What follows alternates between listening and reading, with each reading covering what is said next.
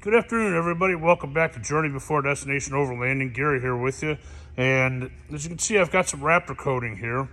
I'll kind of show you what I'm doing. This is the black. I have the tintable on its way with blue tint and some lighter gray tint. All the match, to color code it. So what I'm going to do is I'm going to take the black from about a line right there and then up to right about where on an angle up to where the tire holder is at and around the back. And then everything from that line up to here is going to be blue. Sorry, it keeps focusing on my fingers. It's going to be a blue color to match my Jeep. And then the top up here, the front up there, is going to be a gray color, very light gray color to try and reflect some sun so it doesn't burn up in the summertime. I'm also going to Raptor coat the entire trailer. Instead of trying to find aluminum for on here and up around these, I'm going to put wood on them, and I'm going to Raptor coat the entire thing. I'm going to sand it all down and Raptor coat all of it so that it's sealed up permanently and won't degrade. Just because sheer cost. The cost of doing this in aluminum is about $500. The cost of doing it in wood is about $100. So it's a 5 to 1. For this trailer, since this is just my prototype, I don't mind putting wood on there and then Raptor coating it. I was going to Line-X all this, but when I get into the Line-X pricing, those guys that's a really, really high quality product, but that's insane pricing. It was almost $6,000 to do that and this. It was $6,000. So Line-X is out of the question for this particular trailer. So I'm going with Raptor liner. Apparently, every review I've read on Raptor liner is great. They say it's really good stuff. It's strong. It lasts forever. I've seen stuff coated in it, and a year or two later, it still looks good. As you can see, I've filled all this stuff in. It'll be sanded down. I've got one more sanding to do on the roof and blow it off. Pull those mounts off that I have for the solar panels and for the tent. As soon as those are off, then it'll be ready. That'll all be ready to be sanded one more time, and then that'll be Raptor coated up on top. The bottom I will have ready to Raptor coat by tomorrow. I have to pick it up, raise it up in the air, and I'm going to support it on these edges here instead of down underneath, higher up in the air, so that I can in fact get underneath it and look at it. Now, the other thing I may do is I may put a couple of moving blankets down and stand this thing right up on end on this back edge so that I can get to the whole bottom of it and go from there.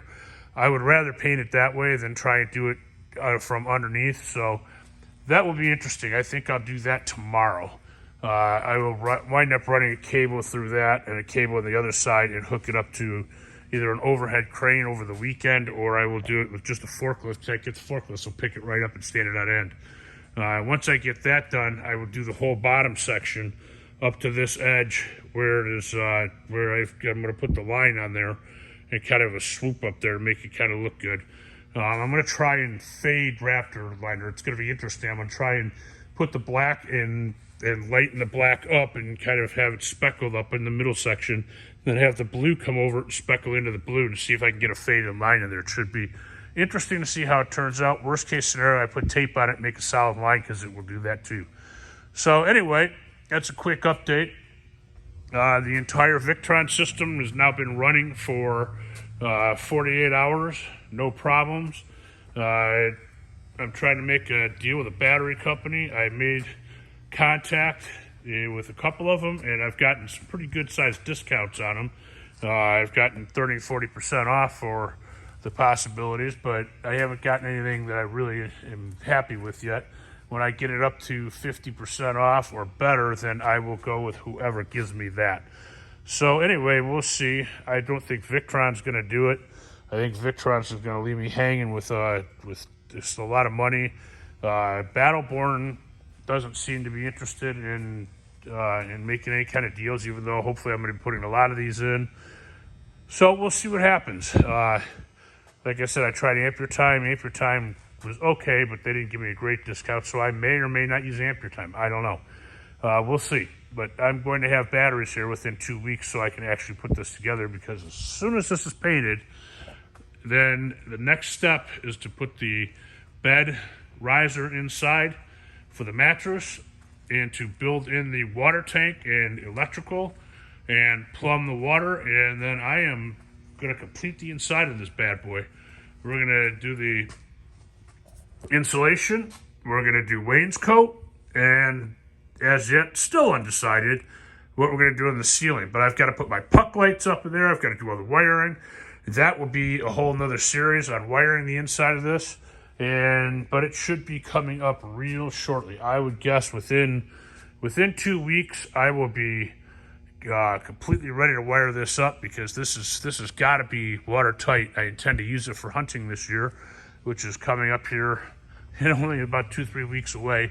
And I also intend to go south and go on vacation in it a couple of times. So anyway, that's it for right now. Please don't forget to like, subscribe, and share. Click that thumbs up button. It really helps. And hopefully we'll get this on the road sometime relatively soon. Have a nice evening.